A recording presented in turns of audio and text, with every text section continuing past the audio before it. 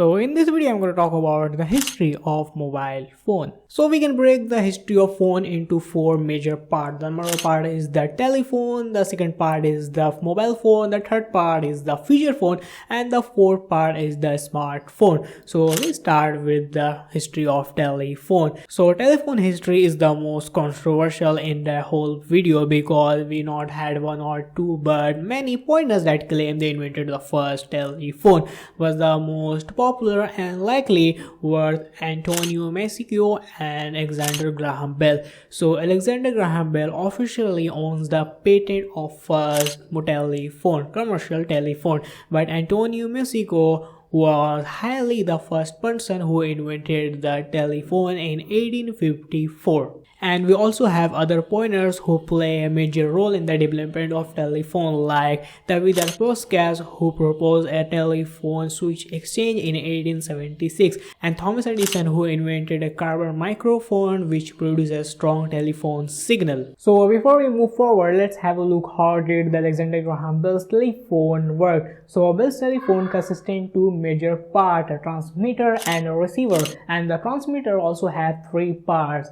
A drum-like device is basically a cylinder with a cover end and a needle and a battery. The drum-like device attached to a needle and the needle is attached to a battery through a wire, and the battery was connected by a wire to a receiver. When Bell spoke into the open end of the drum-like device, his voice made the paper and the needle vibrate, and then the vibration were converted into an electric current which traveled through the wire to the transmitter. So this is how Alexander Graham Bell telephone did work. And a fun fact, for a long time in a telephone era, when you make a call to your friend's house, the call didn't go directly into your friend's house like we used to. Instead, there was a huge amount of people who sit on chair and manually transfer your call into your friend's house telephone line.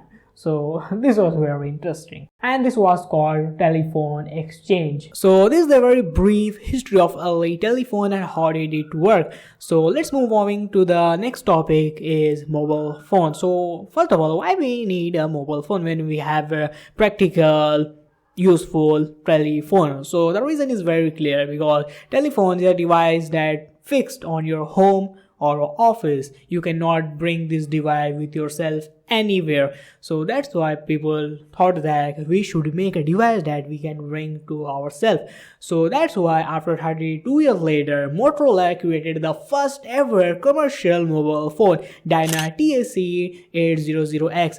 And this mobile phone was not like a modern or old portable mobile phone. This mobile phone was not lightweight, not slim, and it was huge.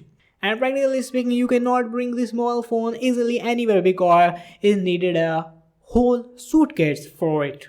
So after that, many companies tried and put effort on making a more slimmer, lightweight, portable mobile phone. Nokia came to the game, IBM came to the game, and other companies came to this mobile phone industry and make mobile phone more usable, more slimmer, and more like a modern day device. And you all know that the king of portable mobile phone was Nokia 3310 in his prime.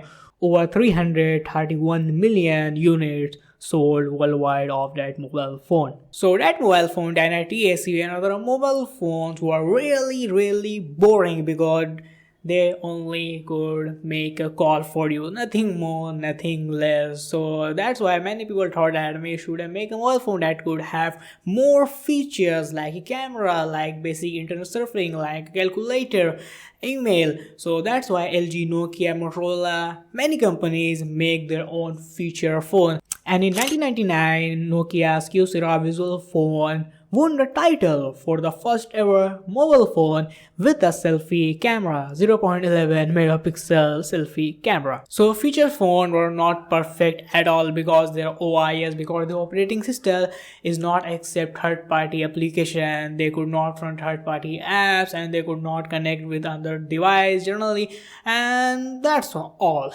They were feature phones but not that advanced at all. So that's why LG, Motorola and other companies try to make an advanced feature phone a smartphone that could run third-party application and that could connect to another device easily. So that's why there were many companies trying to make their own mobile phone. The first company that successfully created a smartphone is IBM. The Simon Personal Communicator was the first ever mobile phone with a touch screen. It had a touch screen. You could use that touch screen with a stylus, not a multi-touch screen, and it would send an email and some other smart features. So yeah, it looks like an ugly mobile phone, but yeah, it's a first smartphone. And talking about multi-touch, so LG Prada was the first mobile phone that featuring a multi-touch mobile phone, released in December 2008. So all the smartphones were not looking that good and not offering that much advanced features. So Steve Jobs and his team released the first iPhone in 2007 and it was a huge hit. Till this date, we always remember the release of first iPhone. This was epic, and after that the whole industry of mobile phone, smartphones changed forever. We know there were many major things happened in the past in mobile phone industry. Mobile phone become a very important device for today's generation, and yeah, it's a very cool device and it has most features than ever. And I'm recording my video with a smartphone, so hope you like this video. This is a very brief history of early mobile phones. So I think this video give you a pretty basic info about the history of early mobile phones. So hope you like this video and I'll see you in my next video.